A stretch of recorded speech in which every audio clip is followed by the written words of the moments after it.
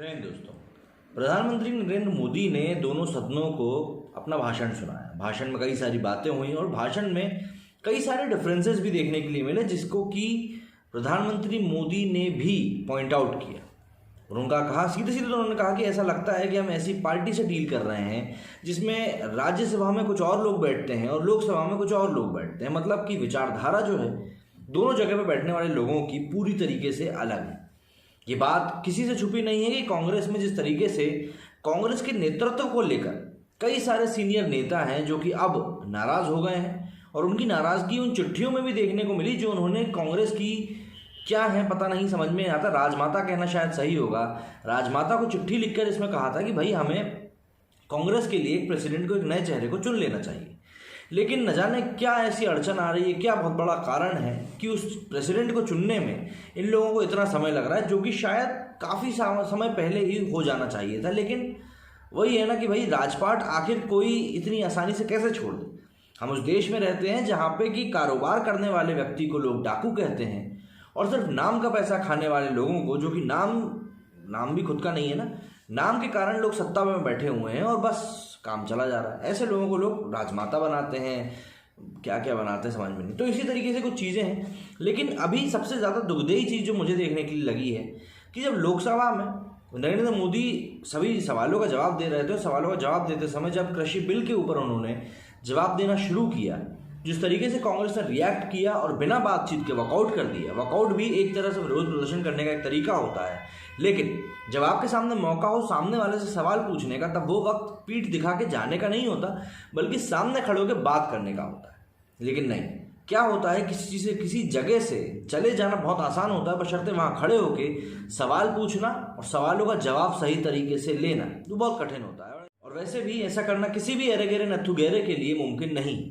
इसीलिए वॉकआउट कर जाना एक बहुत सिंपल सा एक मैं कहूँगा जवाब बन चुका है, जब आप अपने मन मुताबिक काम नहीं कर पा रहे हैं। तो इसी को लेकर अब जो चीज़ें सामने आई हैं उनको जरा विस्तार में मैं आपको बताता हूँ। प्रधानमंत्री नरेंद्र मोदी ने बुधवार मतलब फरवरी 10, 2021 को लोकसभा में कहा कि विकट और विपरीत काल में भी ये देश किस तरह से रास्ता चुनता है। राष्ट्रपति ने अभिभाषण में ये बात बताई। राष्ट्रपति का अभिभाषण हर एक शब्द देशवासियों में विश्वास पैदा करने वाला है। राष्ट्रपति का अभिभाषण भारत के 130 करोड़ भारतीयों की संकल्प की शक्ति को प्रदर्शित भी करता है। पीएम मोदी ने राष्ट्रपति के अभिभाषण पर चर्चा के धन्यवाद प्रस्ताव के दौरान जवाब देते हुए कहा कि हम जल्दी ही आज़ादी के 75 साल पूरे करने वाले हैं। आज़ादी का 75वां साल गर्व का साल होता है। 75 वर्ष का पड़ाव गर्व करने के लिए और आगे बढ़ने का एक मौका होता है। आज़ादी के 75वें साल में हमें नए संकल्पों के साथ आगे बढ़ना है। कोरोना संकट काल में देश ने अपना रास्ता चुना और आज हम दुनिया के सामने मजबूती से खड़े हैं। इस दौरान भारत सभी भ्रमों को तोड़कर आगे बढ़ता हुआ दिखाई दे रहा है और लगातार आगे बढ़ रहा है, किसी के सामने झुक नहीं रहा है। बस पीएम मोदी ने कहा कि हर राष्ट्र का एक मिशन होता है, एक नीति होती है जिसे वो प्राप्त होता है। कोरोना काल में जिस तरह से भारत ने खुद को संभाला और दूसरे देशों को संभालने में मदद की, वो अपने आप में अभूतपूर्व है। कोरोना के खिलाफ लड़ाई में हम आत्मनिर्भर बने। अंग्रेजों को भारत के एक राष्ट्र बनने को लेकर शक था, लेकिन लोकतंत्र हमारी रगों में बसा हुआ था। बीते 70 सालों में सत्ता परिवर्तन हमेशा बेहद आसानी से हुआ और किसी भी तरह की विपरीत परिस्थितियों में भी चीज़ें हमेशा आगे बढ़ती रही। तो कई लोग यहाँ पे ये भी सवाल कर रहे हैं कि भैया मोदी जी जो है वो तो बहुत बड़े ट्रोल हो गए हैं, और जो खालिस्तानियों के जो पिताजी हैं वो एक समय पे जो कह रहे थे कि भैया नहीं, किसानों का आंदोलन तो ऐसा है वैसा है, मतलब कनाडा के जो वो हैं प्राइम मिनिस्टर जो भी हैं, अब वो भी दवाई मांग रहे हैं। ठीक है, कुछ लोग ये कहते थे कि India was a miracle democracy. ये भ्रम भी हमने तोड़ा। लोकतंत्र हमारी रगों और सांसों में बुना हुआ है। हमारी हर सोच, हर पहल, हर प्रयास लोकतंत्र की भावना से भरा हुआ रहता है। उन्होंने कहा कि हमारे लिए ये संतोष का विषय है कि कोरोना को लेकर जो भयावह परिणाम बताए गए थे, ऐसे में ये 130 करोड़ लोगों का समर्पण आज हमें बचा कर रखा है। इसका श्रेय 130 करोड़ हिंदुस्तानियों को जाता है। पीएम मोदी ने कहा कि आज जब हम भारत की बात करते हैं तो मैं स्वामी विवेकानंद की बात करता हूँ, स्मरण करना चाहूँगा। हर राष्ट्र के पास एक संदेश होता है जो उसे पहुँचाना होता है। हर राष्ट्र का एक मिशन होता है जो उसे हासिल करना होता है। हर राष्ट्र की एक नियति होती है जिसे वो प्राप्त करता है। कांग्रेस के मनीष तिवारी को जवाब देते हुए पीएम मोदी ने कहा कि ये भगवान की कृपा है कि कोरोना से दुनिया हिली लेकिन भारत बचा रहा। कोरोना काल में डॉक्टर्स और नर्स भगवान बनकर आए। कोरोना काल में एम्बुलेंस का ड्राइवर भी भगवान के ही रूप में आया। बोलते वक्त जब कुछ विपक्षी सांसद हंगामा करने लगे तो पीएम मोदी ने मजाकिया लहजे में कहा कि मुझे 1 मिनट का ब्रेक देने के लिए मैं आप सभी का आभारी हूँ। और फिर लोग कहते हैं कि भाई मजाक क्यों नहीं करते।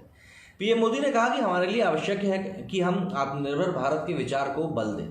ये किसी शासन व्यवस्था या किसी राजनेता का विचार नहीं है। आज हिंदुस्तान के हर कोने में वोकल फॉर लोकल सुनाई दे रहा है। ये आत्मनिर्भर का भाव आत्मनिर्भर भारत के लिए बहुत ज़्यादा काम आएगा।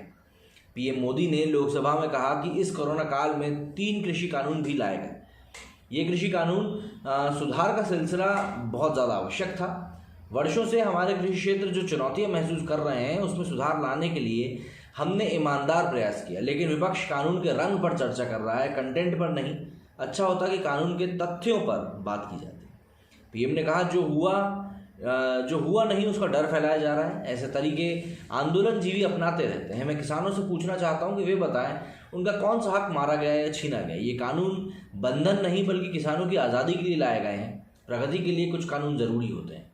कांग्रेस पर सीधा हमला करते हुए पीएम मोदी ने कहा कि पार्टी इतनी कंफ्यूज है कि उनका एक धड़ा राज्यसभा में अलग स्टैंड रखता है और दूसरा धड़ा लोकसभा में अलग स्टैंड रखता है। ऐसी पार्टी ना अपना भला कर सकती है ना ही अपने देश का भला कर सकती है। तो इस तरह से पीएम मोदी ने कई सारी जगहों पर यहाँ पर कांग्रेस की जो गवर्नमेंट है उसको घेरने की कोशिश करी। और कांग्रेस गवर्नमेंट मतलब आप इस पूरे कांड को, जो ये पूरी चीज़, जो घटनाक्रम जो कांग्रेस कर रही है, उसको आप इस तरीके से समझने की कोशिश करिए कि किस तरीके से इन्होंने एक बॉर्डर को, भाई पहले हम देखते थे कि सिंघू बॉर्डर जो है वहाँ पे भैया पूरा आंदोलन चल रहा था, वो एक सेंटर था। लेकिन जैसे ही 26 जनवरी वाली घटना हुई उसके बाद गाजीपुर बॉर्डर एक मेन सेंटर बन गया।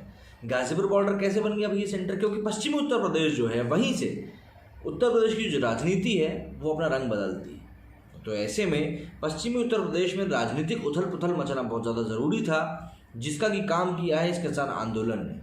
भाई मैं अपने जिन किसान दोस्तों से जाके मिलता हूँ वो कहते हैं यार हमारे पास उतना टाइम ही नहीं है कि हम इतने टाइम तक जाके किसी जगह पे जाके आंदोलन कर सकें। पता नहीं कौन लोग बैठे हुए हैं वहाँ पे इस तरीके से जाके, जिनकी खेती भी बर्बाद नहीं हो रही इनकी पीठ पीछे। ज़रूर बड़े घर के लोग होंगे तभी तो पीठ पीछे कोई और काम देख रहा है। बहरहाल ये सब चीज़ें यूँ ही चलती रहेंगी। उम्मीद करता हूँ जो बात मैं आपको समझाना चाहता था आप समझ गए होंगे। मेरे इस वीडियो में फिलहाल इतना ही। जय हिंद, जय भारत।